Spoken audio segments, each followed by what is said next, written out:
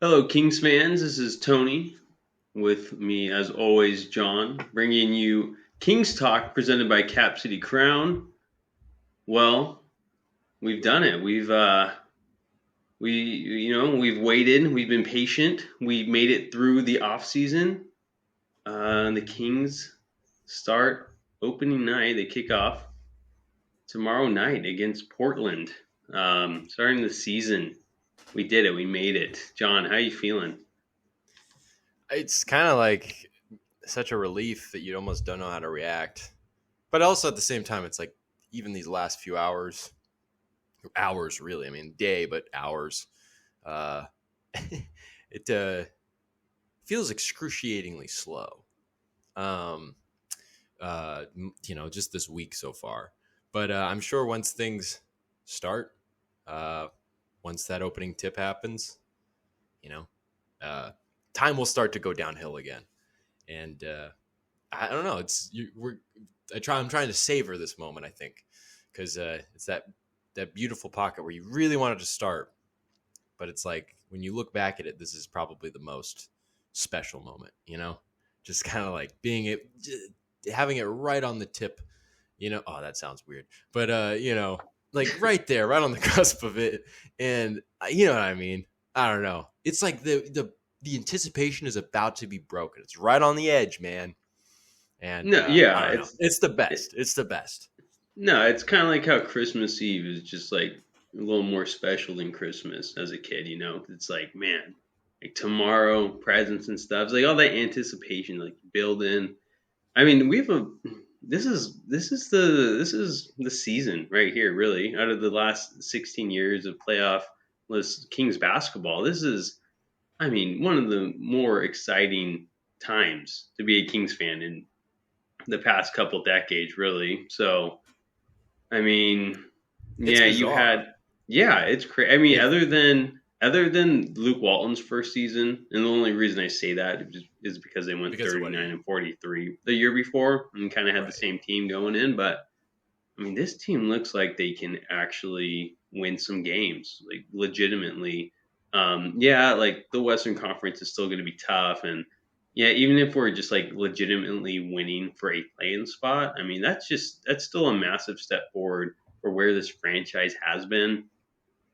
The last 16 years, 16, 17 years now. Um, that's just a lot to look forward to, and it's like you said, we're on like the eve before opening night, and you can't get hurt yet, right? Like it's just like all the potential is still out there, and maybe the Kings will hurt us, maybe they'll surprise us, or maybe they'll do whatever. But at this moment in time, you can only be optimistic. I don't know. What do you think? Yeah, it's like going on a second date. I don't know. I don't. We don't need to keep pushing it with the analogies, but No, just it keep is. going. It's the. I want to hear I the got a whole second date list. one. Why Well, a it's like a second second date? date because it's just like it's good enough to have the second date, but it's not. There's nothing to be really bad about. You're talking about that's probably your most optimistic moment. Is the second Yeah, date. that's You know what true. I mean? You Yeah, both got a second chance. You're feeling good about yourself. You're feeling good about her because you most or him or they, and you don't mostly because you don't know anything about them, which really, I don't know if that says more about me at that point, but um, anyways, Sacramento Kings, baby, basketball in general, just to be back. I don't know, man. It feels good, and I think you can just see it. The roster. I think first of all, bringing in Mike Brown, I think you have to mention that, and then even preceding that, the addition of Sabonis at the end of last year, it almost feels like that was the start of the offseason. It was or not the offseason, but the start of the anticipation for this moment. And so it feels like an even longer time coming. And we were talking about it all last year after the Sabonis trade. It's like, okay, this team's not winning games. And to expect them to win games down the stretch against some pretty good teams there, uh, that just didn't seem really realistic. A team that was essentially half new. You have to think about the fact that it wasn't just like they just got Sabonis and got rid of like Halliburton and Healed. They got a flurry of new players and they got rid of a flurry of other players. And so it was this new team on the fly, but they were doing so many things right. And you could see even then that there was not a culture change, but a change in the competitive spirit of the team. And I say that the team didn't have a chance to win games. That the team didn't really have much of a chance to make the plan.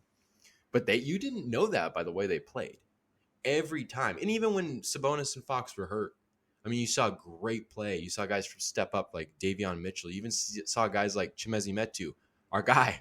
Our guy made the team, which he probably wasn't even that much in danger. But we'll talk about that later. But Your guy. yeah, I think I was saying that a little tongue in cheek, but you know, it all last year we were saying that this team's building. I think it was Dante DiVincenzo's words. This team was building good habits, and that was certainly true. McNair bringing in Brown, acquiring the players he did, drafting Murray, all these things. It's coming together nicely, and of course, it like that second date. I just don't have anything to really complain about big scale yet, you know. Yeah, So it's that, nice. it's nice. I mean, kind of going off topic here, it just kind of reminded me um, of the trade last year, not the trade, but a trade. You know, and you can say it was good for the culture of this team was getting rid of Marvin Bagley and he got like a solid extension this offseason. And what, he's out 8 weeks already to start off the year. What is it? Do you remember? Uh, the Six, exact injury. no, what is it like? He's out 6 to 8 weeks. I think it's I an think it was. ankle I think it was. or knee. I thought it was 3 to 4. I thought it was like really Oh, that's it. mild. No, Yeah, let me double check. yeah. I But mean, any chance to dog on Bagley, you gotta take the chance. Really, that dude. that's that. I think that's so interesting. I saw someone on Twitter go say I don't want to hear anybody say anything bad about Bagley because he got hurt. And someone was just like, "Well, I can say whatever I want because I'm a Kings fan. And Bagley's a whatever.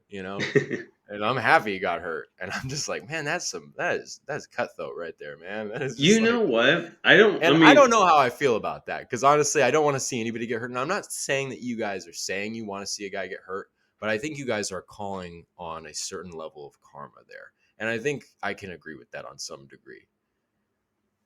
I'll call myself out. Like I might be a bad person, but when I saw that injury, I texted you, and I bet you're protecting me. But I'll call myself out. And I was like, you know what? Like I don't, I don't want to see anyone get injured. I don't. Like that's not good for the games. And not beyond the game. They're people. No one. I don't want to see anyone get hurt. I don't. But damn, Bagley, he's like one of those guys. I'm like, like sucks to suck, but I don't know. He just really just rubbed this whole fan base the wrong way. He's just he's just an a hole about it. I don't know. It's Mhm. like that's a very complicated and long history. No, man, like I hate to say I, it, but I wish he didn't get hurt. I don't wish that on anyone. But like, well, I think you can take it from this standpoint, honestly. If I can, because I can be a jackass too. 3 to 4 weeks is, yeah, I confirmed it. That's the length of time he'll be out. I mean, you don't want to see that because, I mean, that was his right knee.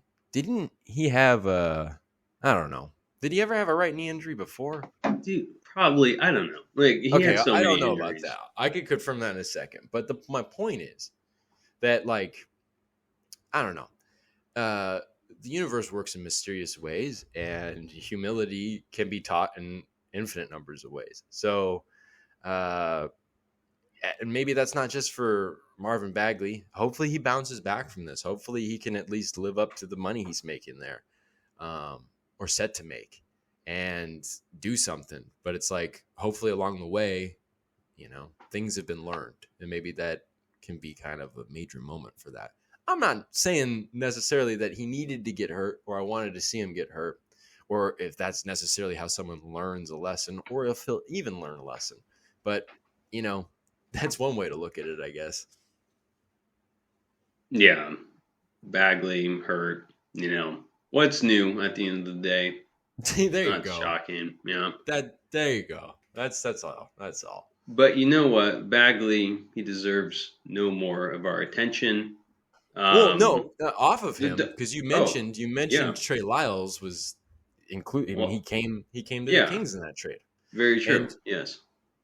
both are essentially power forwards that are they're way different styles of play, probably you would say, at least different body types, and levels of athleticism. But you talk about how good for the culture it was that Marvin Bagley left. Well, I think you also meant by that by bringing in someone like Trey Lyles, someone that's always he's going to find his way on the floor by doing the right thing. He's not going to force things. He's been around this league for a while, and he proved it last year. As soon as he got his opportunity, never forced it. Wait for his shots to come to him. He cut. He rebounds. He does all the things you need him to do. He's not an exceptionally good defender, but he's committed to it, and that's all you can ask for from a guy on defense. And he just seemingly always does the right thing. I don't know if I said that already, but I can't say that enough about him. And it's just that it seems like he's a reserve. He's not a main staple of this team, but he's so important, and it's just another brick, in what should be a solid structure this season. And it's because you have strong pieces like Trey Lyles, and you don't have flimsy ones in more ways than one in Marvin Bagley. Right. Yeah. I mean, I guess playing off of Trey Lyles, I remember when we got Trey Lyles, I'm just like, whatever. Like, I don't care. Like, the big move in that deal was getting DiVincenzo, right? And, like, Lyles, I'm like, Mhm. whatever. This guy, he played with Willie Cauley Stein and Devin Booker and Cat at Kentucky. And he was, like, kind of like that. He was that other first round pick from that team that year. But, he's obviously not forgotten. I guess Willie Cauley Stein, you could say, is the forgotten one, Oh yeah. as he's no longer in the league. But like Trey Lyles, I was like, whatever. Like yeah, like he was just part of the deal for salary reasons. But man, he really exceeded expectations last year. I fell in love with the guy like pretty quickly. Just like you said, he just seems to do everything right. He plays the game slow. You can just tell he has a very high basketball IQ. Um, and yeah, like not the most athletic guy, but that basketball IQ and knowing what to do with the ball and what position to be in. That's the reason he's still in this league. And, I'm excited to see what he can do this year. Um, Obviously, by now we all know that Akpala made the team. And so, he's going to have to start fighting for minutes, really. It seems like Akpala might be starting off at the power forward to start the season. So, I hope my boy Trey can, you know, get some minutes in. I don't know. I'm still I not could totally I sold on the rotation. Yeah, let me hear your thoughts. well, I was just gonna. I thought you were gonna transition there on the rotation, and just before we do that, I want to talk about Trey Lyles a little more Yeah, because sure. you said The you trade day. said yeah, dude. He looks like a very good friend of mine, and this friend doesn't watch basketball, so like I'm always like, you look like Trey Lyles. He's like, what? Who? I'm like, whatever.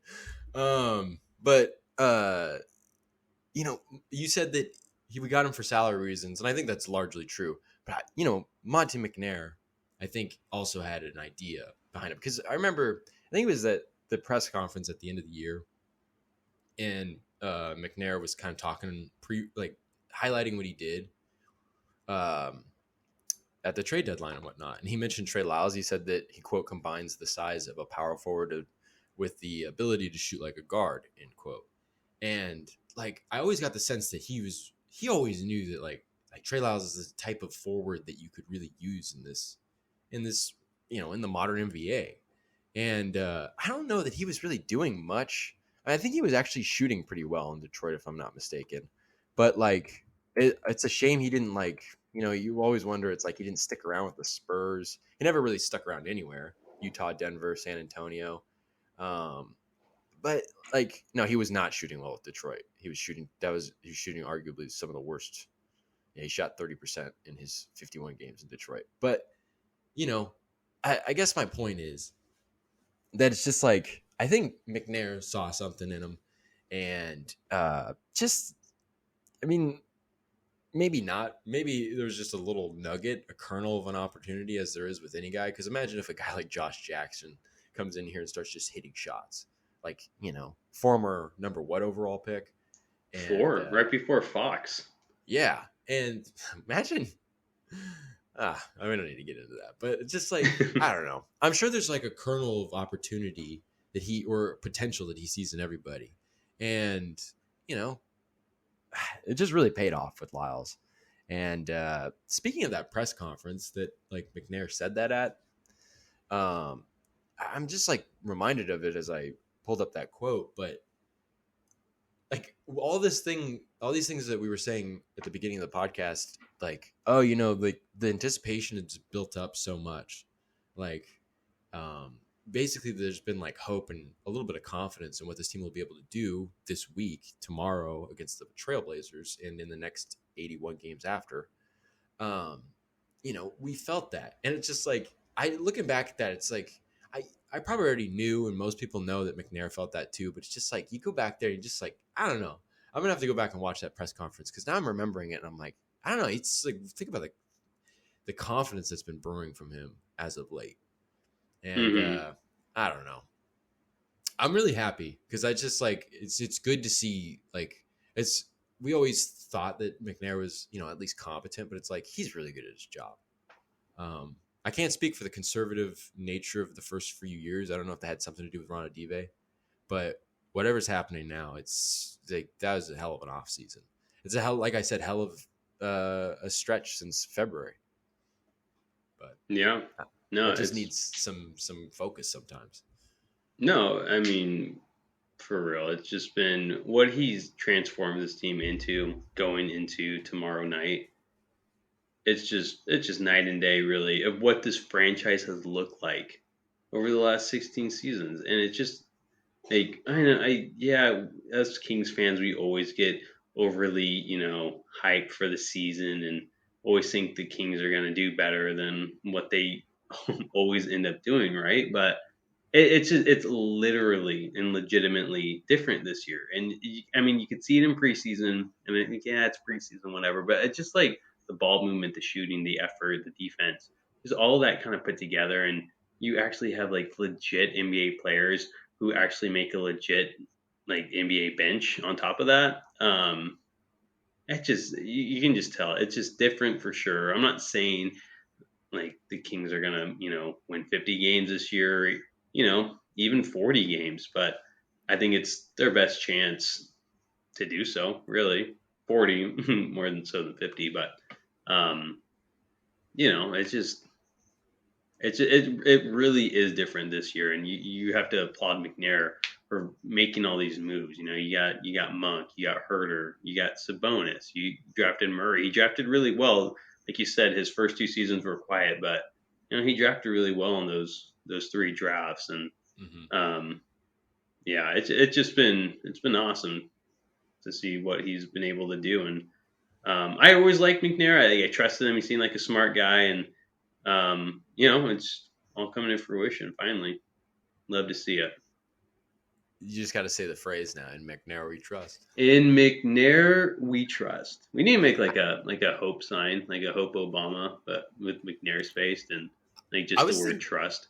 That would be good. And then I think also like the back of a bill, a dollar bill, and yeah, where it says in God just do America we trust and fucking put McNair in there. Yeah. I mean that's probably where I came up with the phrase anyway, so that makes 100% more sense. Yeah. Don't they say that in courtrooms, doesn't it say that in courtrooms too? I don't know. I've never been in a courtroom. Oh, all right. But yeah, I don't know. It's crazy. It's crazy this season, and I mean, who do you think? Thinking about the team now, who do you think is going to exceed expectations, and then who do you think is someone that's going to kind of fall below expectations, maybe fall out of favor a little bit, not get as much play time in the end? Okay. I'll start with the first question. Exceed expectations. I think it's going to be Rashawn Holmes. And I don't know. He kind of seems, not like an obvious choice, but obviously from where he was at the end of last season, after drafting or not drafting, but after trading for Sabonis, he obviously took over the starting center role, and then he had his off-court issues and injuries and this and that, and he definitely had questions if he was even going to stay on the team. And then he is staying on the team, and then it's like, well, like are Holmes and Sabonis like they're not going to play together, and this and that, and I feel like people started not necessarily writing off Holmes, but he's just like like whatever. Like this guy he was he earned that extension in Sacramento. He was a fan favorite. He was a very efficient player. And I just think people act like that's just going to go away because he's going to come off the bench or he's unable to play with Sabonis. I mean, I don't think they're going to be playing like a lot together, but I think we're going to see some Sabonis Holmes lineups together. Yeah, sure, Holmes can't stretch the floor, but the Kings have enough, floor spacers on that team. He has that. I mean, he has that push shot. I mean, it's not like it's. I mean, it's not like a 3-point shot, but I mean, at least can keep defenses honest a little outside the paint. Um, and so I mean, I think he's going to have a good year, and I think people are writing him off early, but I think he's going to be really good off the bench. He's going to just basically just do the same things he did as a starter, play with good energy, shoot the ball at a very high clip, which he has done since he's got in Sacramento, and just play good defense. He's a good defender, and that's why I think that Sabonis and Holmes matchup is going to happen more often than people think because Holmes is that perfect guy to guard that four. He was always a little undersized at that five, but at that four, he's going to do it really well. And that was the issue with Sabonis at the four, is that he couldn't guard the four well. So you had to move him to the five. Like I said, I know the spacing gets a little cramped with Holmes and Sabonis together, but I don't think it's as big of an issue as a lot of people are thinking. I think he's going to have a good year, and he's going to just have a really good year off the bench, and people are going to be like, oh, like this actually works out. Yeah, just a note on Holmes. I think one of the things that's also fair is that he's so athletic that in the roll game, I mean, like alley oops are going to be flying his way. And you could already see him build pretty. I think he got a few from Malik Monk, and he only played 2 preseason games, Holmes. And, he's still kind of anybody that I think is still going to get significant play time. He's still, just because of his missed time, because of his illness, I think he still kind of needs to get in rhythm a little bit. Like, I think some of the push shots that you're talking about, it's a very efficient shot historically. It did not look good the other night. But, that, 5 days, I think, in between the last preseason game and game one. So, he could come along with that. But it's like, think about him and Sabonis together. It's not like anybody's saying that's a main lineup, but like, I don't know, like there are going to be matchups that make sense to be kind of playing that at times. I mean, off the top of my head, I mean, I guess like a team that might work out against would be, I don't know, like would that work out against like New Orleans? Like maybe, I don't know, Like, like I mean, very possibly. I mean, even Minnesota now with Carl Anthony Towns yeah, and Gobert. Like those. I mean, I think Holmes. No, I mean, you have Okpala now as the four, but I don't know. Like Holmes is athletic and he can add in that offense. So I'm like, well, he's your best forward defender, but I mean, I think Okpala gets that. But he still has to prove himself. Like in larger chunks of game. Um, yeah. And I think just to pivot off that, I'll let you continue. But it's like, who do you want? Would you rather have? I don't know. Is Okpala going to be able to guard a big guy like Zion Williamson as a yeah, four? Like, no, I very don't know. true. And it's just like at the end of the day too. It's like who do you want in there in a closing lineup? Is it Okpala or is it Home? And like unless I mean Okpala, he has a lot to prove this year, and like he just does. Yeah, He has a ton to prove, and Holmes is a proven player in this league, and he's a good defender. I mean, 2 seasons ago he finished with the best.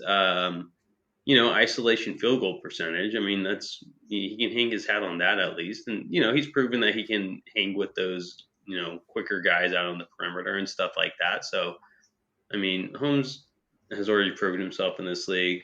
Akpala, yeah, he has the potential to be the better defender, and you can argue he already is.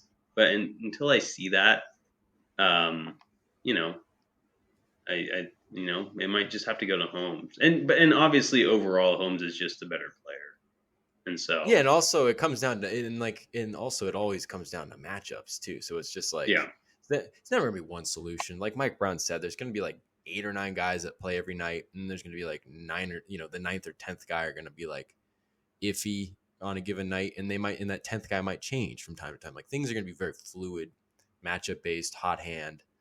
So that'll be interesting because it's like if Akpala is hitting the three at like even like 33 or 34%, like on like open catch and shoot, like even like, if that's a little higher on those specific looks, it's just like, man, that's like a dream. I don't know. yeah, It feels almost too good to be true. And it's like he hit the two in the last game against Los Angeles, so it's there. He hit two in one game. I mean, it's definitely there. It could be a comfort level thing, but if we're talking about a comfort level thing, we'll see what happens when the lights come on. Essentially, but yeah, it's a good one for Holmes. I don't know if you have anything more to add to that. no, not really. Like I It's a love good point. Holmes. Yeah, Um, yeah, he's been awesome since he's come to SAC, and I'm glad we didn't trade him, and I hope he can really embrace that role off the bench. But I think just for his love for the city, um, and just the energy he already plays with, I don't see it being an issue. And you kind of like question that last year after Sabonis came in, but then it's like, oh, he has like this off court thing with his son, and it's like, okay, like completely understandable. And I don't know. I think he's going to be great, and he's just going to make up one of the better bench units in the NBA. I mean, Holmes, yeah, Mitchell, and Monk alone, and if Murray's going to be coming off the bench from the get go, oh right. man, that's going to be a And you good got bench right there. a great like the personnel at center is deep. It's like Alex Len's your Deep, third. You yeah. have two starters essentially, because Holmes would be starting on a lot of teams, Oh and yeah. it's I think another thing too. Like you listen to Holmes all training camp and the interviews and stuff that I've got to see him in. He's confident. He seems really like like kind of carefree and happy, and it's just that's kind of the mood of the club. But it's good. It's a positive sign. I think that's a good pick. I think um, for me, I think a guy that's going to exceed expectations, and I think people are already trying to hop on this bandwagon, and I think I get to call this a bandwagon because I think Terrence Davis is going to be a huge part of this team. I think especially when you start talking about the day that Keegan Murray starts at the four, which could be sooner than later. I don't know. I kind of think we'll talk about that in a bit, but I kind of think you'll probably see Akpala start there for a little bit. But once you see Murray coming in as a starter, I think that might boost Terrence Davis's numbers. But I think already, I mean minutes. I think already his minutes are going to be pretty high. I think he's already in that kind of nightly category because you're going to see a lot of 3 guard lineups. You saw it a lot against the Lakers in that last game. And Terrence Davis is such a good. He's been aggressive and he's been effective. And you've seen him improve along the way throughout the preseason. I think it was in the first preseason game, maybe the second one. He got he gave up like 3 easy cuts or whatever. He missed his assignment and he got pulled. And it's all about. He mentioned how it's all about accountability with Mike Brown, and then he bounced back and he's basically had pretty good shooting throughout all the games and he's been very effective. And like I said, he's been an aggressive ball handler, whether he's just going to go attack the basket or, getting a pick, coming off a screen, passing it off of that. And, I think just seeing him invigorated, he's already an undrafted guy. He's coming off an injury where he was playing really well for this team. And he's all of a sudden in a good way, he sees this in a positive light. He's all of a sudden got these two really good shooting guards on the team, on top of having two really good point guards. And, it doesn't look super bright. And he just comes out and he brings it. He's got that undrafted spirit coming off the injury. He's also going into a contract year. I just think things are coming together for this guy. And I think he's wants to go out there and prove something. And I just think every time he's going to get the ball, he's going to be aggressive. He's gonna just kind of come out with that killer mentality. But at the same time, he's bought into the accountability aspect of things. He's been calling it healthy competition all year. He knows he's got to play well. He knows he's got to play smart. I think things can really come together for him, and he can make a huge impact, even with guys like Herter and Monk getting significant minutes and shots. So, I mean, I don't know. Maybe I end up being wrong. Maybe I just watching too much preseason. But I think Davis can really come around. And on that aspect of just getting better, he was getting in trouble for his defense. He's, hasn't proven that he's a great defender, but he's getting the hang of it. He looked better on rotations. He looked better in sync with his teammates out there. And I don't know. I'm a big fan of Terrence Davis. I think for some of the reasons I listed there. But, I expect big things from him. Yeah, and that's a good call too. I remember getting Davis. I've been happy with him over the I mean, year and a half we've had him, even though he didn't play much last year due to injury. And he does have a lot of proof being behind Herter and Muck now, but I mean, he seems to be up for the challenge. I really hope that he can, be plugged into the three position behind Barnes, I guess, off the bench, because I mean that hole technically is a hole, or that spot's a hole at the moment. And he has the opportunity to earn minutes there as long as he can guard that three position decently. And he's only 6'4", but I mean you've mentioned it ample times that he has a 6'9" wingspan. So Yeah, I didn't even mention that. Good job. yeah, and so yeah, I mean he's good. He's a good shooter. He's good on the offensive side of the ball. He's seemingly only getting better. He was playing very well at the end. Well, not the end of last year, but before he got injured. So, Davis. I think he will, earn more minutes than you think being behind Herter and Monk. So, I'm happy for Davis, and I hope he can just keep continuing to grow and sack. So, good choice. Mm-hmm.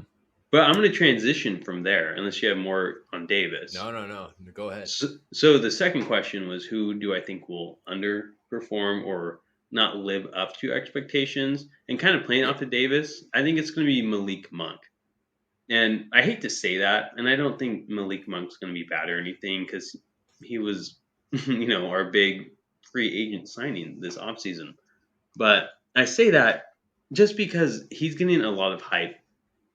For all the right reasons. He had a great year in Los Angeles last year in what was, the state of LA last season. He's, teaming up with his college teammate in De'Aaron Fox. People are excited to see that. I'm not saying he's going to have a bad year. I think he's still going to be a really important piece, especially off the bench for this team. I just don't see him having as good of a year as he did last year in LA. Points wise, percentage wise, efficiency wise. I think he will drop a little. Not like drastic. I'm not saying Malik Monk, he's gonna play himself out of the rotation. No, he's still gonna be important. But I just don't think he's gonna have as good of a season next year. He's not gonna have as good as the season this year as he did last season. And just that added hype teaming up with Fox again, I think it's just kind of inflating what he is. So I don't know. I think he's going to put up good numbers. They're not going to be eye popping or anything, but I think people are like, oh, okay, this is Monk, but he's still going to be good. I don't know. I didn't like answering this question. No, I know it's tough. But you want to hear something funny? Yeah, Malik Monk was my pick too. Okay. You make me feel better. But and I think I agree with everything you said. I think like just bullet points. Like I think that he's got better talent around him. He's not going to be getting like the volume of looks and as much maybe rhythm, maybe you would say, as he did in Los Angeles. I mean, he was their best offensive player last year, and like I mean, like that's not a good thing for your team. But he's he was a focal point off the bench, but he started like 25 or 30 games or something like that. So, you know, I think that'll come down. I think, he did have a really good statistical year. He shot like 39% from three last year. And, so that, I don't know, he'll probably be somewhere around there, but, and I agree that he's not going to fall out of the rotation. He's going to be a huge, volume scorer off the bench. You're going to need that, especially if we're talking about Murray starting. That's and he has good chemistry with the second unit. Like I said, like him and Holmes even in a couple of games looks pretty good, but him and Mitchell and usually whoever else is out there, he seems to kind of have a good flow and have a good chemistry off the floor as well with everybody. But I point to the defense. He's been one of the worst defenders on this team already, and that's no surprise to anybody because when we got him, essentially when we got rid of DiVincenzo and got Malik Monk, it was like, okay, we got a much more efficient and killer sharpshooter, but we got a way worse defender. Like, man, he's not so bad when he's engaged with the guy. It's actually kind of interesting when he's on ball on a guy. It's not like he's like getting beat. He's just not the biggest guy. He's 6'1". But he's just like one of the things that I was talking about with Terrence Davis is like, oh, he kind of got a little lost out there and let guys, come around on a backside cut or get an easy cut in the middle of the floor. And, he didn't let that stand because he wasn't allowed to let that stand. And Malik Monk, really, I haven't seen much defensive improvement from him. I think, again, like in a team sense, like on rotations, he's pretty decent when everything's in flow. But it's like just some guys get past him, and it's just like there are things that are not getting mended. And I get it; it's early. We'll see. This defense is going to be a work in progress. They're not going to be playing their best defense in October. I don't think. Maybe they are. I don't know. But I think at the end of the day, Malik Monk's going to be playing himself out of a lot of opportunities. If like if the Kings are up in a game, like I don't know, you're not going to see Malik Monk as much down the stretch especially if he's letting guys through. If he's a crack in the bottom of the boat, that's not good. And he'll make up for it, and he'll be used obviously very heavily for his ability to score. But I just point to that defense, and it's just like, I mean, I think there are other guys that are probably worse defenders on this team. I'm not going to name a name, but he's just not. He's shown the least improvement. He was already coming in as one of the worst defenders on the team. So that's the reason for me. I don't know if you want to add anything to Monk, but I had a backup just in case. No, I don't really. I mean, I could have mentioned defense. Yeah, but yeah, you're completely right. But who was your number two? And again, this one's like a backup only in the sense that I'm going to talk about one thing. So I'm not talking about a player necessarily falling under expectations, but I'm going to talk about a player's one particular aspect of his game, I guess, and that's De'Aaron Fox's 3-point shooting. I think a lot of people have been dazzled by his 3-point shooting in the preseason, and he shot just under 36% in the preseason from three. Which, if he shoots that during the season, if he's shooting around 36%, that's really good, and I'm not taking that away from him. But I just don't know how many pull-up attempts he's going to be getting. He took, of his 14 attempts, he took, or his 15 attempts. Wait, I have it here. His 15 attempts.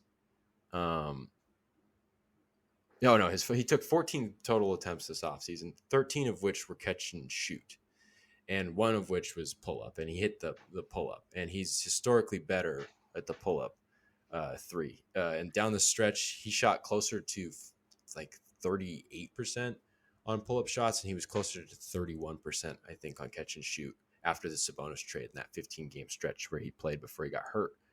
And he's only made 4 of 13 of his catch and shoot looks, which is around 30%.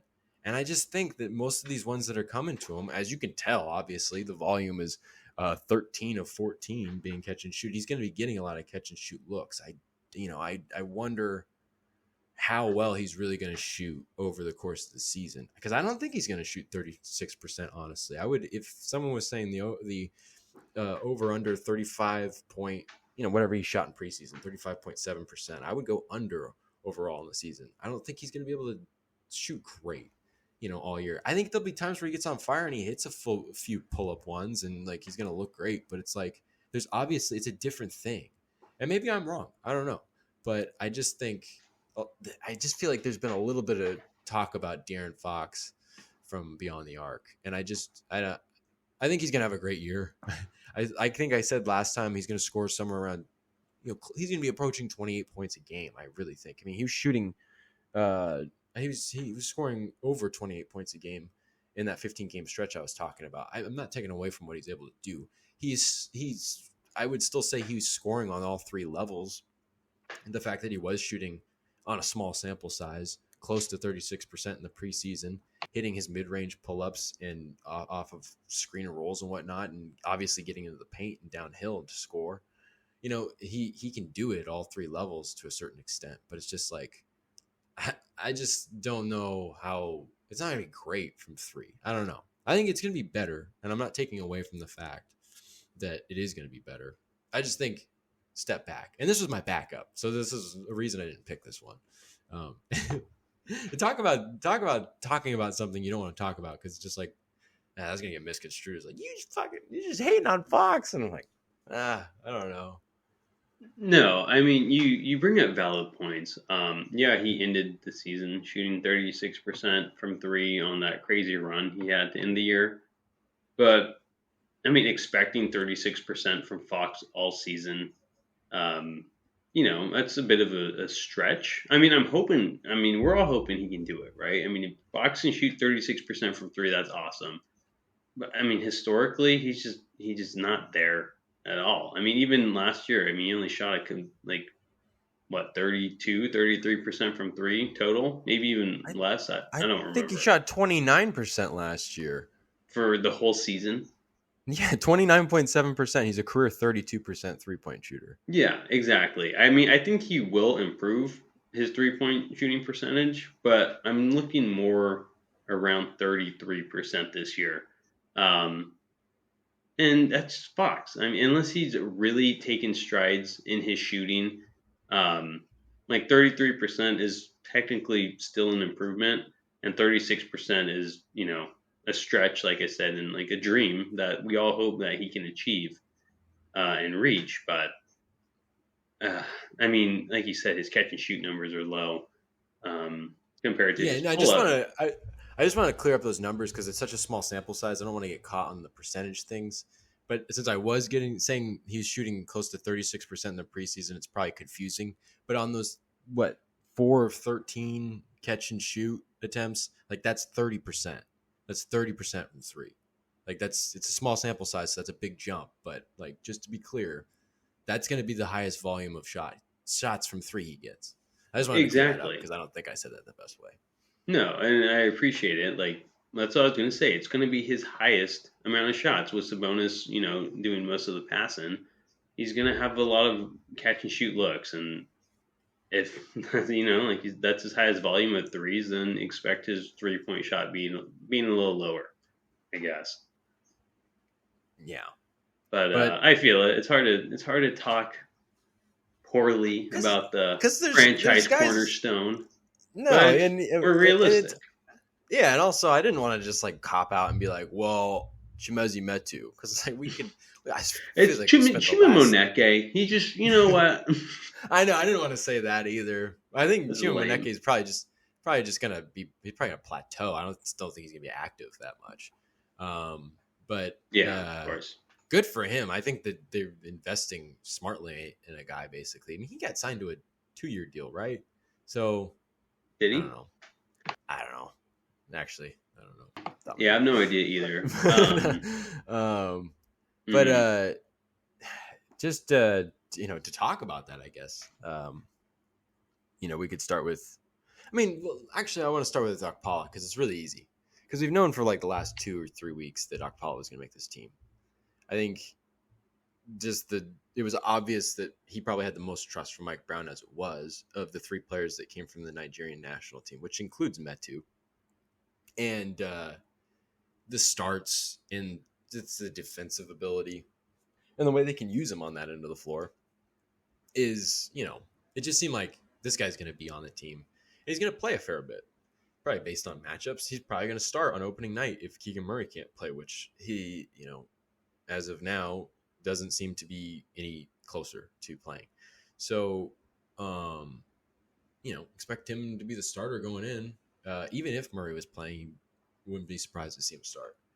So, like, there's really no surprise with Okpala. I think when final cuts came along and Okpala made the team, that wasn't made center of the focus. Neither really was Della Vadova because Quinn Cook got cut, but I could still see it. It's good to know that he got, I should say, Cook was waived, not cut. But, we kind of knew that meant that Della Vadova was going to be on the team. But it did mean something for the other 2 guys, Moneke, what we were saying. And I just think, like, everything that Moneke gives you is, like, you can totally build off of that. There's a ceiling there that can be filled out. And he's never played in the NBA before. And, Mike Brown believes in him. He's in an environment where he's comfortable, and it seems like it's a pretty positive environment. So I think it's just like, especially if you're going to keep that 14th or 15th guy on the roster, those 2 inactive spots, it's just like, who better? And like when he gets his opportunities to play, he really proved it in the last preseason game that he can go in there and be pretty effective. And you saw it in like the last practice before that preseason game. He was with the starters because Murray was hurt, and I think Okpala he hadn't started the previous preseason game. Trey Lyles did. And Chima was playing with the starters, and he got good minutes with primary rotation guys in the last preseason game. And I think that was huge because it's like, okay, so you put him around really good talent. He knows how to fill in the cracks. He never gives up on plays. He plays hard. He tries to do the right thing, and he's improved at doing the right thing.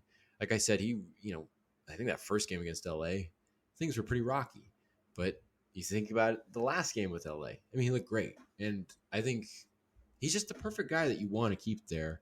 And we said it at the beginning of training camp. It's like, this guy is an energy guy, and he's an effort guy. People are going to really fall in love with him. Not just because of the underdog story, not just because of the UC Davis story, but because of what he does, how he plays. And it's good to see that is exactly, paired with the background he has with Mike Brown. It's so good to see that paid off. And I think that could really, turn into something really good in terms of a guy that can function on this team as a role player.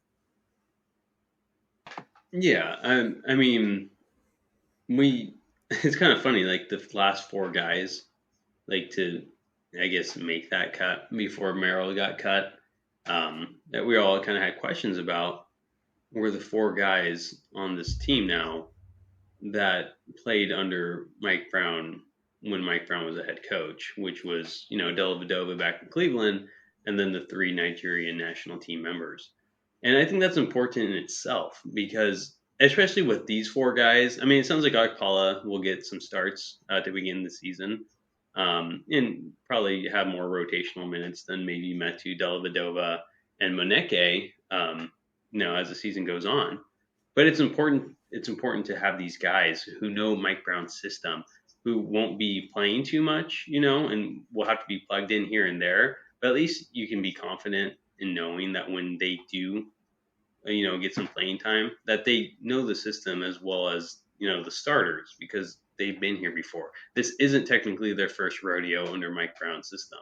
They've done it before, and so I think that's also important to note. Yeah, no, that's definitely true. And moving on to Metu, it's just like we talked about it last week. It's like Metu's entering his 3rd year with the Kings, his 5th season in the league. How much more evaluation of this guy do you need?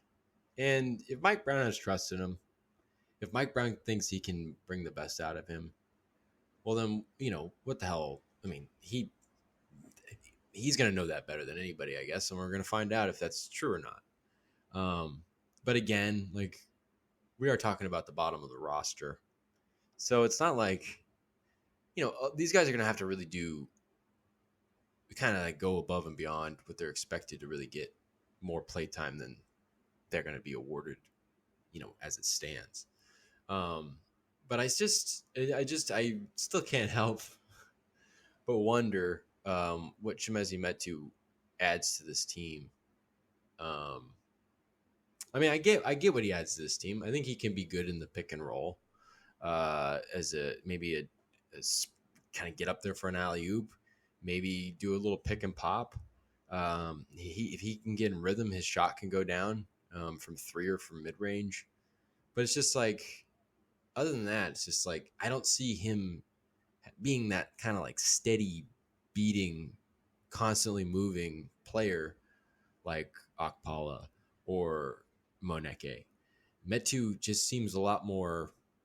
He seems like he's got that scorer's mentality. He wants the ball in his hands. He'll hold it for a long time too. And I wonder, like we said it a few weeks ago, it's like, would you be surprised if Chimezie Metu's not on this roster anymore, not with this team by the end of the season? And of course, like, none of us would be surprised. And I'm rooting for him to be able to do the right thing. I mean, like, if he can go out there and be effective, if he can be utilized in the ways that I said, and hit his shots when they come without forcing them and trying to do the little things, then all the power to him. But it's just like, is that Chimezie Metu? No, of course not. Yeah, I mean, we've seen Metu. This will be his third year. We know what he's capable of, and we know the many things he's not. And I mean, enough said. Really, you brought him in to be a stretch four, and he's not. He can't shoot at a high enough clip to be considered a stretch four. And yeah, maybe Mike Brown, like you said, pick and roll, whatever. Maybe he can utilize him in a better way, but I mean, already at that power forward position, it's getting kind of crowded. Um, so we'll see. I mean, this might be the last year that Metu's in Sacramento. Mm-hmm. Yeah. For the better, too.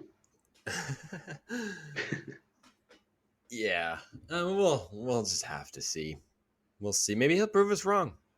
Mezzi Mamba might come out and stay. Yeah. Well, I mean, I always hope people prove me wrong, but I mean, at this point, Exactly. what we've seen is just, the odds are against him. The numbers don't lie. The thing, there's nothing that would make me more happy, honestly, than to see Malik Monk make an all defensive team, De'Aaron Fox be in the 3-point shooting contest and win it, and then see Metu be part of this rotation nightly. There's nothing make me happier. But would I put money on that stuff? No. Exactly. No. That's a good way of putting it. Yeah. But yeah, that's Metu for you. Yeah, just to get to more positives and negatives of this team. What do you think the strengths and weaknesses of this club is? I mean, I'll start off with the strengths. From what we've seen in preseason. Yeah, it's like this is like we haven't even driven this car off the lot yet, so we're just looking at it. For sure, the strengths from past years is going to have to be ball movement. I mean, the ball is just moving around beautifully in preseason. You obviously have Sabonis now running things for a full year. It's going to help out a lot. But it's just beautiful to see. The Kings are always an ISO team, and that's a reason they've been so bad. Especially they didn't have guys who should ever be going ISO, really. So I mean, you have Fox and you have Barnes, but I mean, it kind of ends there. So it's been awesome to see the ball movement. I hope that continues all season long. because the best teams, they're the teams with the highest assists, uh, per made shot. So, Yeah, they had um, the seventh best assist percentage in preseason at 66.9%. wow. No, that's awesome, and it's just something that's going to have to continue. And like to pair with that too, it's the shooting, and the Kings had just been like ever since the NBA really started to go to the long ball and with the Steph revolution, they just been awful. Hitting the three, they're just so bad every year. It's like, and the Kings are 13 for 39 from three tonight, or 8 for 41. I was like, what is Oh my God, he's hit a three, guys. Jeez. And so it's, I mean, shoot, they hit what, 23s twice this preseason? That's Yeah. crazy. I mean, that's awesome. And shoot, it looks like, I mean, why not? Why can't they continue that um, going into the season? I mean, just make threes and 3-point percentage. That's going to be huge. And they have the pieces to do it. They got Herter, they got Oh, Monk, yeah. Fox hopefully can boost that percentage a little. Murray looks like he's going to be knocking down threes all year long. Barnes is a very underrated 3-point shooter. I think he shot like 40% from three last year. Yeah. Um, yeah, With so like the it's second most attempts on the team behind Buddy Hield. And forgot about Buddy. this team they hit 11.4 3-pointers a game, which is good for 25th in the league, at a 34.4% clip from that range, which is good for 24th in the league. And McNair has turned a weakness into a strength, and you can already tell. I mean, we're looking at it on paper in four season preseason games, but I don't think there's any doubt that this is definitely a strength of the team. Especially if you get a little bit of even that moderate, 34% shooting from three from Fox, and a more consistent year from three from Davion Mitchell. I mean, you're looking at a situation where Harrison Barnes is like your first best 3-point shooter, to being like not a primary option as a 3-point shooter, But and that's all for the better. He's still gonna hit his looks and get them. Mm-hmm. So, and it's like you think about it, it's like, man, like 2 out of every 5 shots they shoot are like threes, and it's about the same ratio for the shots they make. And so like it's big volume and it works. And so definitely a nice strength, and they're gonna need it. 100%. What about you? What do you got for strengths? I think you hit the 2 strengths that I like. I would extend the ball movement to also just the player movement, getting up and down the floor, getting back on Mm-hmm. defense, but also getting back on offense quickly and keeping the defense on their heels. That just constant movement, just the frenetic energy that Mike Brown's bringing. But I think a huge strength of this team is rebounding. And this team in the preseason, well, first of all, like they have Sabonis, they have, like I said, they have Trey Lyles. Keegan Murray is a hard worker on the glass. We'll see what he does this season. Harrison Barnes is a very efficient player on the glass who's done very well in the offensive glass in preseason. And, backing up some of these guys, they got some other size and whatnot.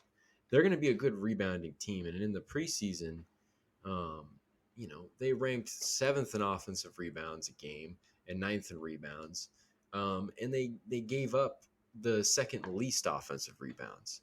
So they're securing possessions. And again, that's a small sample size, but that was a huge problem last season. They never secured possessions. You could see it is that freaking, Danny Glover and Lethal Weapon, like, I'm getting too old for this shit. Seeing freaking Alvin Gentry go like, yeah, everybody needs to get active on the glass. Like after a game where they lose the rebounding battle by like 25, and he's just sitting there rubbing his forehead, just being like, it's everybody's got to be active. You have to secure possessions. That's part of defense, and it just seems like everybody gets that on this squad. And like I said, some of the guys I highlighted there, like they have some really proficient rebounders, and rebounding is a lot like defense in the sense that everybody's got to be committed to it. And when you combine it with that, got to move it all the time, get your butt up the floor. Like that's just a perfect balance because there's so many teams that'll attack the glass and then they're giving up points in transition. You know how it works. They need to keep. If they can keep that balance like they're doing, that's pretty good. They were giving up, I think, the least fast break points in the preseason as well. So just to add that in there. But again, they were a lot stronger than these teams they were playing. Like that last game against LA, that was a really bad team. Like when they played Portland, they looked totally like they looked in training camp mode, and then the Suns had like half their roster gone. But Yeah. still, the rebounding insane, and I think that's huge. You got to secure those possessions, baby, and get extra offense there. So, I mean, I think that's a big one. No, But you're completely right. I kind of forgot about rebounding. It was so bad. It was so frustrating to watch. And like, yeah, seeing like the rebounding margins, and we're like getting out rebounded by like 20 a game, and that was kind of like the issue with Holmes at the center. He just was too small against those big guys. When like a Valanciunas, faces off against one, or a Gobert, he's just getting out rebounded big time. Yeah, it kills your chances, especially on the offensive glass when you're giving up those offensive rebounds consistently. It's just second chance points. Um, so yeah, I mean Sabonis, definitely getting him has really solidified the rebounding down low. And like we were kind of saying, like getting Barnes is not like a focal scorer on this team, and him kind of taking a backseat to do like the little things like he does well, like defense and rebounding too. And he's been active on those offensive, on the offensive glass and stuff like that. So rebounding is important. It's like one of those little things where it's like just grab the ball, But it's a little more than that, and they definitely look like they've improved, definitely from the last couple of seasons. yeah, I think that's going to But be just huge, and I think that's also a sign of commitment. Just like I said with yeah, defense, like if people are bought into it, they'll do it, and if that's how they get playing time, that's your job at that point. what do you have for some of their weaknesses? I think probably it's hard to say weaknesses. I think because there's an unproven element here that might be a weakness, but I think the two obvious weaknesses, if we're talking about what we've kind of seen, are they got to stop fouling. I think they had 28.3 personal fouls as a team a game in these 4 preseason games, which was third most in the preseason. We're talking about how they were playing subpar talent. Well, they were not playing with the discipline of a team that was better than the teams that were playing. So that definitely needs some work. And you can tell if Mike Brown had hair, he'd be tearing his hair out about that. Probably going to get that joke a lot in his tenure. But that's, I think, a huge one. And then obviously it's been a focus. You see it in training camp all the time. Although it seems like they've been hitting them in practice pretty well. Free throws. They shot 67% as a team from the free throw line, which was good for second to last in the preseason. And, like I'm thinking about like when Fox got fouled on a 3-point attempt against the Lakers. Is that an air conditioner? No, It passed. They're all good. But what was I think that? someone's using water on like another, like above me or something. I didn't think you could hear that. My bad. That was crazy. But no. The 3-point attempt though that De'Aaron Fox took and got fouled on. It's 3 opportunities for points, an easy bucket there, and he goes up there and muffs the first 2 and gets the last one. And it's just like you gotta be able to get those. You really gotta be able to capitalize on those opportunities. It sounds like such a tough ass thing to say, but it's just like that's kind of. I mean, that you hear it at every level of basketball. From the one level of basketball I played from, but you got to hit those shots. Those are free points, and you think about it, it's like, well, what was if that becomes something in a big moment where Fox needs to hit at least 2 or 3, and you know you're not sure he can. I don't know. Maybe the clutch factor comes into things. I don't know, but it's just also like, what happens if that's a 4 point play opportunity? Are you going to be able to capitalize on those? Are you going to be able to get that free throw, that cherry on top? I don't know. It extends from the top down. I mean, like everybody's got to be able to hit these. They're shooting 67% as a team, and you can't do that. That's really bad. Yeah, no, it's terrible. It's frustrating to watch. Ever since Fox came into the league, he's been a bad free throw shooter for a guy who gets to the line, more often than not. And so, I mean, he's like just like his 3 point shooting, like he's really gonna have to improve on that, from the charity stripe. And like I hope he can, and the whole team does too. And even Sabonis isn't the best free throw shooter, and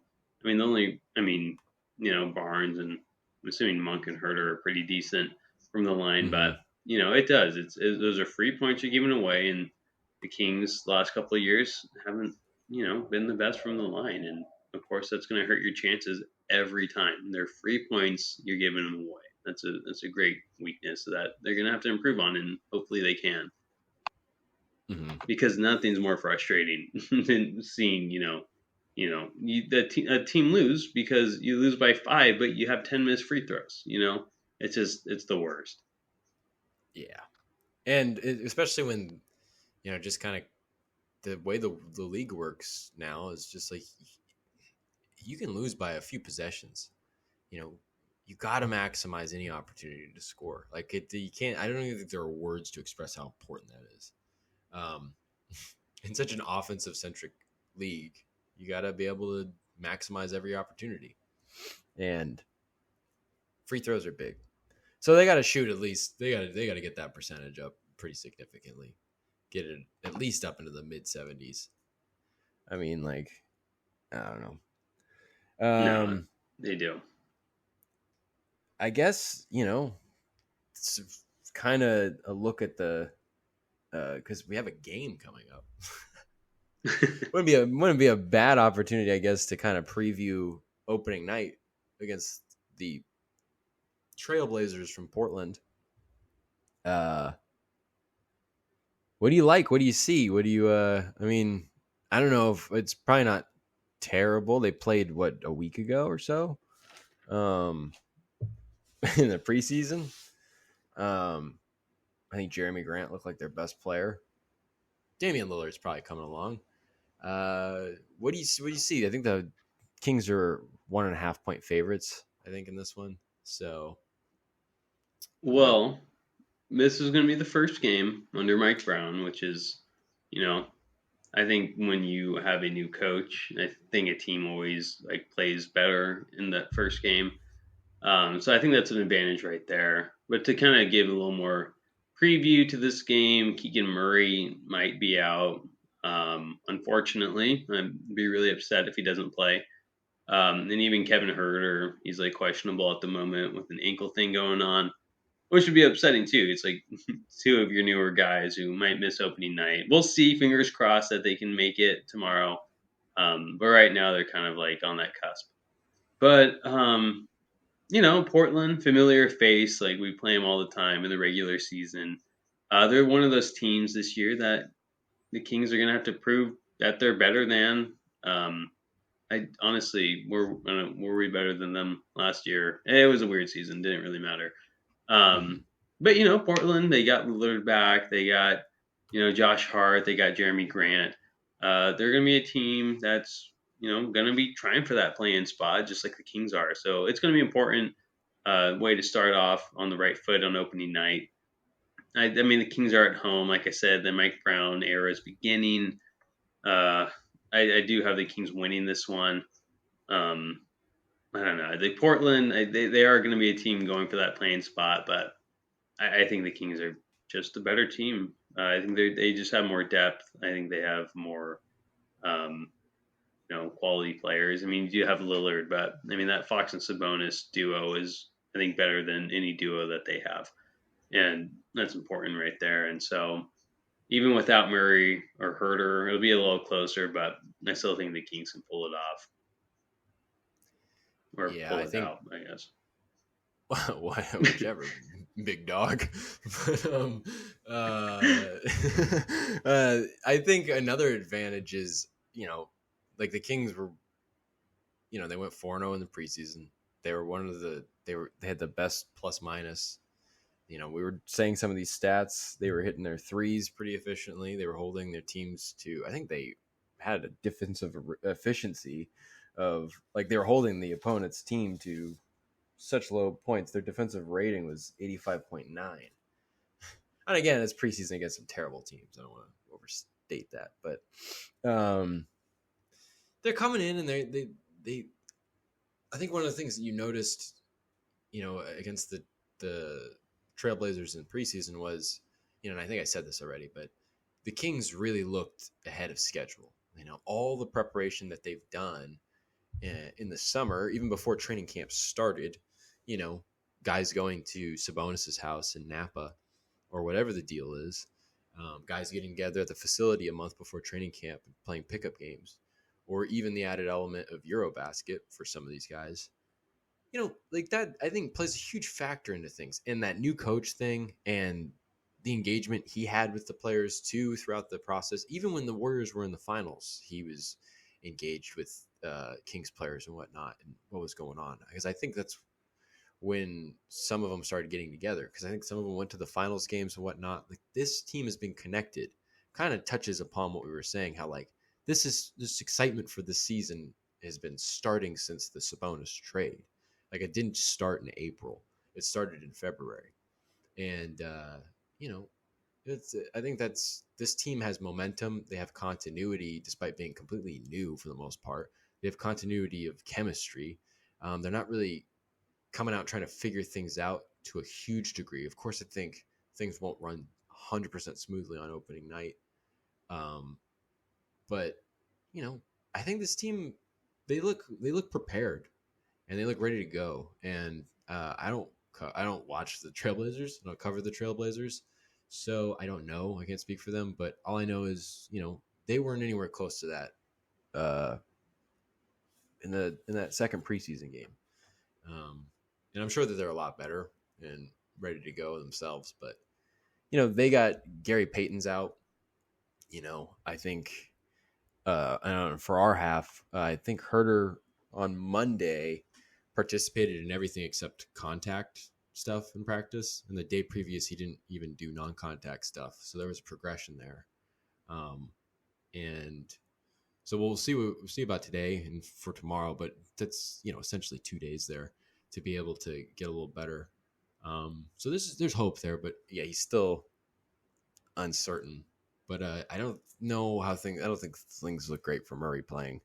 But still, this is gonna have that next man up mentality, and guys, it's not like guys are coming off of a month of regular season where guys that aren't really in the rotation all of a sudden have to step up into the rotation, figure it out. They're coming off of preseason, so a lot of these guys are they all feel like they're coming off of pretty good minutes and game time. So I think that'll play into their advantage, and they should be able to adapt and capitalize on the home crowd.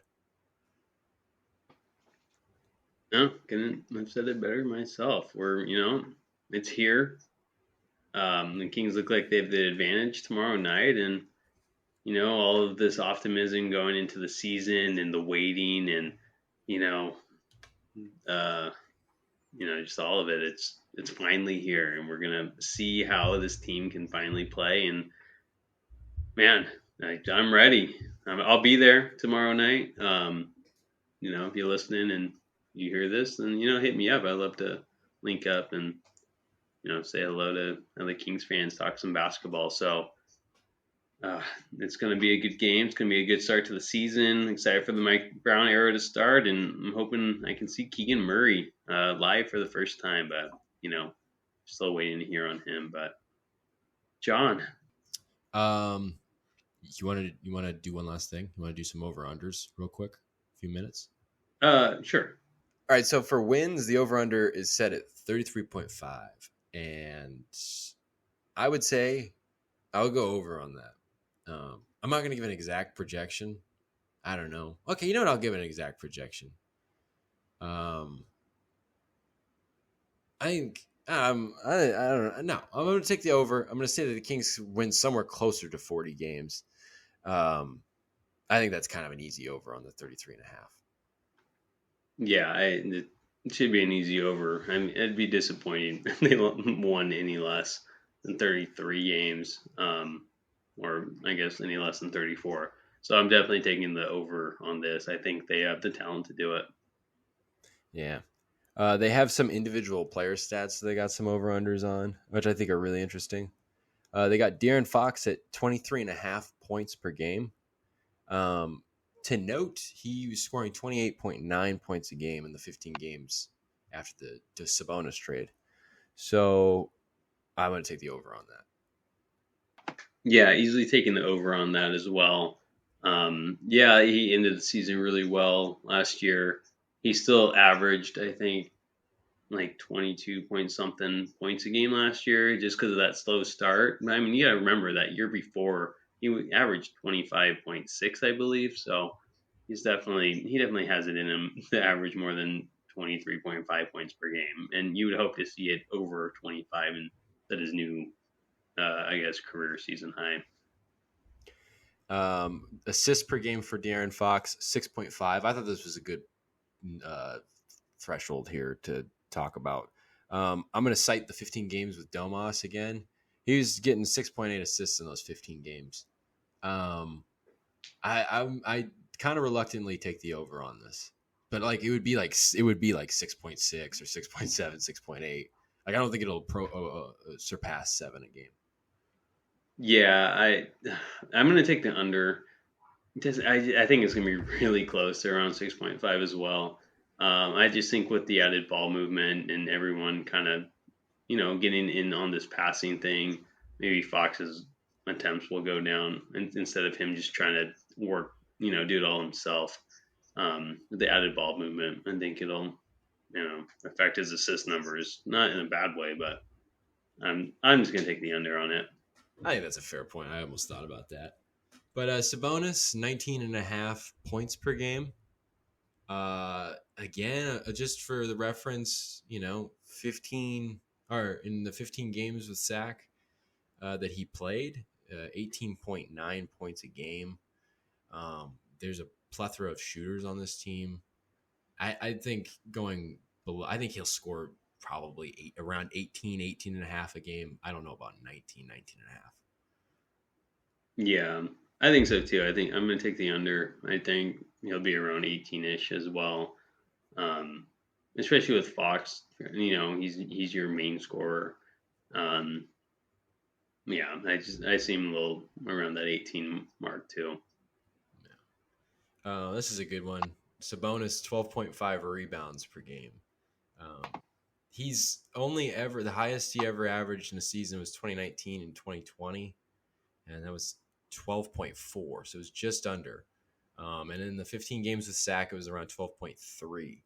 So historically, he's hovering just below that, but maybe this is the year where he gets a little more. I'm going to go with the fact that a little more activity on the glass from the guys around him. I'm going to say the under on 12.5. I think it'll be over 12 a game, but I don't know that it'll be 12.5. I think that's another kind of close one. That's another good set there. Yeah, it's kind of like that thing where it's like I really want to take the over because I really hope, but being realistic, he's never even averaged 12.5 in a season. Like, no matter how close he's gotten, he hasn't done it yet, and he's a really good rebounder, one of the best rebounders in the league. So I would say that's like, if he's doing 12.5, it's like, dang, that's a pretty good year. So I'm going to take the under, just I guess to be safe. Although I really hope it's over. Of course, on all of these I do, but No, on that one that'd be especially, I think that one especially, it's like you can see him doing it a little more Mhm. realistically than some of the other ones. Yeah. You gotta love Sabonis. Another third statistical over under 5.5 assists per game. Uh, uh, for reference, those 15 games with Sack, he averaged 5.8 assists per game. Um, I think that he's going to be the primary assist guy on this team for the most part. I think it'll be a little higher than that. I think 5.5 is kind of I wouldn't be surprised if it's somewhere around there. But it's like if we're saying, I don't know. I still think I think it'll be higher than that. I think it's almost kind of easy to say that it'll be over, but I don't want to go that far. No, I do. I think he'll average around 7. I think he's going to do more than Fox this year. Mm. Um, especially with the added ball movement and everything going to be running through him. He's just such a brilliant passer. I think he actually has that potential to do around 7 a game. And I mean, I know he's kind of like Jokic in a way already, but I think he's going to have a season where it's like, okay, like, I mean, not like baby Jokic, but just like, okay, like Sabonis is, he not probably not going to be on Jokic's level. That dude's on another level, but definitely make him another name for himself in this league because he's already a 2-time All Star. But I think he's going to have like a resurgent year, and a big man passing like that, it just draws a lot of eyes. So Big time. I think he's going to be averaging a lot of assists. So I'm going to Yeah. easily take the over on that. And then we got the rookie Keegan Murray. I think this is interesting because just for reference, for all the rookies, kind of the top picks, they have Banchero at 18.5 points a game, Jabari Smith Jr. at 15.5, Ivy at 15.5, and Ben Mathurin at 14.5. They got Keegan Murray at 17.5. I go under on that. I think it'd be probably, I think it'd be like more like 16. And he scored 16 in each of the preseason games. I mean, that's kind of a practical bet, I guess, at that point. I think with the rookie aspect of things, it's just you don't really want to commit to anything. So I play it really safe and go under on that. Yeah, you said it was 16 and a half or 17 and a half. 17 and a half. That's crazy. That's if he does that, I'll be like very excited. But I'm never that high on rookies. I think he's going to be more around 13, 14. I mean, I know he had a great preseason in summer league, but man, you have Sabonis and Fox on this team too. 17 and a half. Like they're expecting this, like people to put money that he's going to score around 18 a game. That's crazy. Like what? Yeah, I know. So no, like definitely the under. I think it's going to be way under that. Not in a bad way, but that's a lot of points a game for a rookie who's not going to be your go-to scorer or even your second go-to scorer. Maybe, but no. I think regardless of what, I just think 17 and a half is just way too high. That's crazy. 6.5 rebounds. I know I said he's a good rebounder, but I just still think that's kind of like, what? Where'd you get that number from? I think 6 would have been a better placement, but I just don't know. I don't know. I think I go under on that slightly. Yeah, I go under 2 just because Murray. I don't know. We don't know how it would be with other NBA players out there on the boards. 100%. Yeah, and he might be on the perimeter more so than down low, and that's going to affect his chance of getting bored. So, yeah, I have the under on that too. And then we got Harrison Barnes at 14.5 points a game. It's a guy that scored over 16 points a game the last 2 seasons.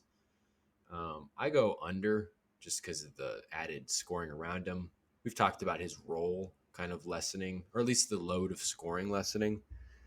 So I think that kind of plays into it. And I just think 14.5, I mean, like, it's kind of, it doesn't make it super easy, but I still think it'll be under. Yeah. I mean, I'm the big guy saying that Harrison Barnes is going to excel with the less workload. But it just sounds weird to hear Harrison Barnes score less than 14.5 points a game in my head.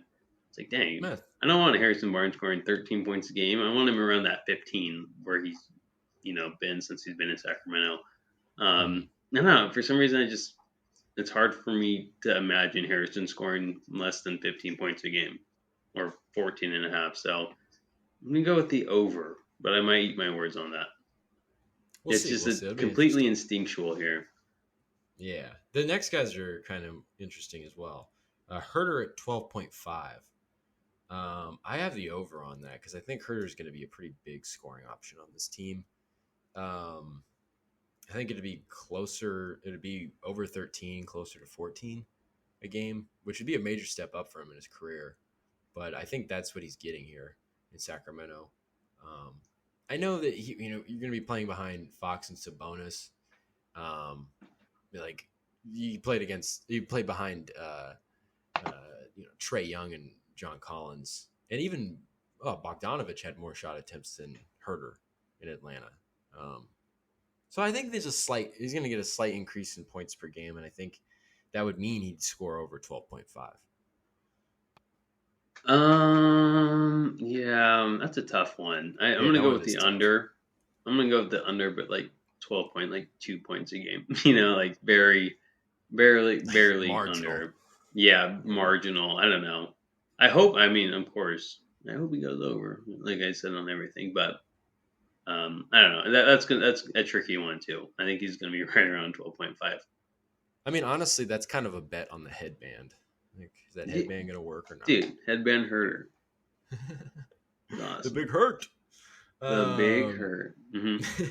Malik Monk at 11.5 points per game. I thought this one was also kind of tough, but I think I didn't get to be. I wrote down under at first, but then I switched to over, which is remarkably easy to make an O or a U into an O. But Yeah.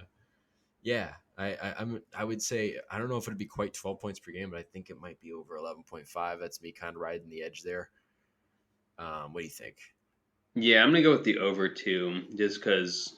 I mean, he's just gonna be that guy off the bench, kind of Mm-hmm. like how Buddy Hield was last year. Buddy was averaging, more than 11.5 last year. So I'm gonna go with the over. He's just gonna have a lot of volume off the bench, Yeah, and shooting just wise. So for reference too, he averaged 13.8 points with LA last year. If we're talking about more scorers, a little less opportunity, I think that translates to being, you instead of 13.8, maybe 11.8. I think that was my rationale behind it.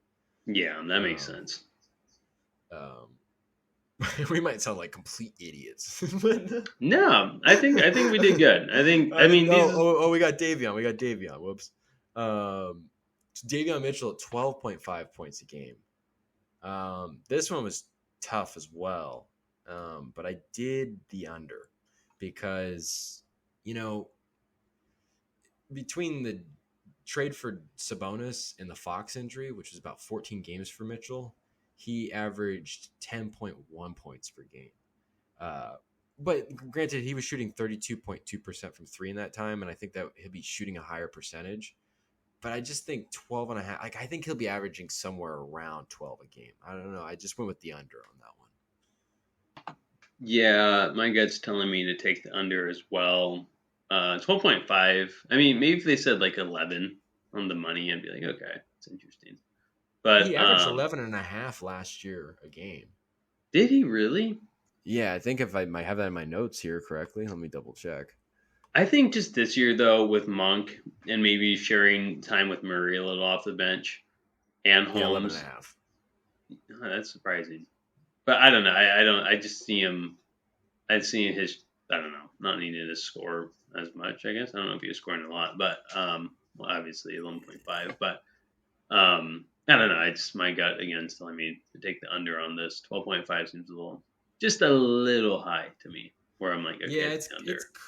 it's close. It really depends on how well he's shooting the three because again, he shot 31.6% from three last season.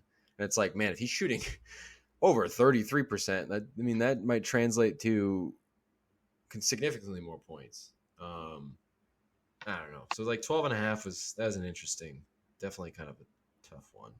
But as much as I love Davion Mitchell, I think his impact is not necessarily going to be scoring, especially like we're talking about how much Malik Monk is going to be a volume scorer in that second unit.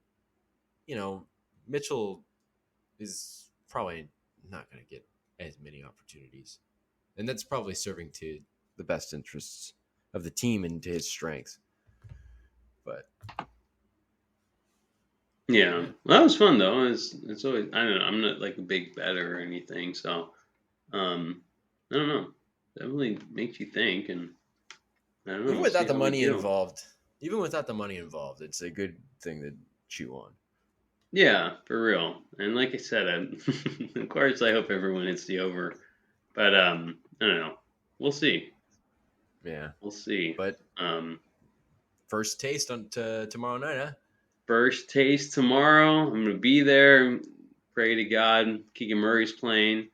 Um, you know, Start of the Brown era, start of something new, start of the legit start of the Fox Sabonis era. Hopefully that lasts for a while. Um, we made it. We're here. The Kings play. Uh, you know, everything's being built up to this, and you know that release at tip off tomorrow. It's just gonna be phenomenal. So I'm pumped. We're all pumped. It's gonna be a long season, but we start off, I think, on an easier note, relatively easier note, I guess, against Portland, and say the next few games that we play. But uh, yeah, I'm excited. I'm excited. I'm excited. What about you? What do you have to say to recap this podcast in light of the season ahead? Nah, it's just anticipation coming to the brink here, and I don't know. It's great, but it's going to be interesting. They play Portland, and then they're going to have that back-to-back Saturday and Sunday with the Clippers at home, and then they travel to San Francisco to play the Warriors. So that'll be fun. We'll see how they do. We'll see. They're going to have 3 games played by the time we come back. So Yeah, and that that's going reminds to be me, crazy. Saturday, Cap City Crown, myself will be hosting a watch party at Porchlight Brewing in East Sacramento. Look it up. It starts at 7. First 50 beers, $2 off. So if you guys are interested, come on over. It's going to be a bunch of Kings fans watching the game. Love to see you there. But yeah, I guess until next time, or until I see you on Saturday. Anything else, Sean? I think that covers it. Let's just get this. Let's get this started. All right. Well, good luck to us tomorrow night, and until next time, have a good one.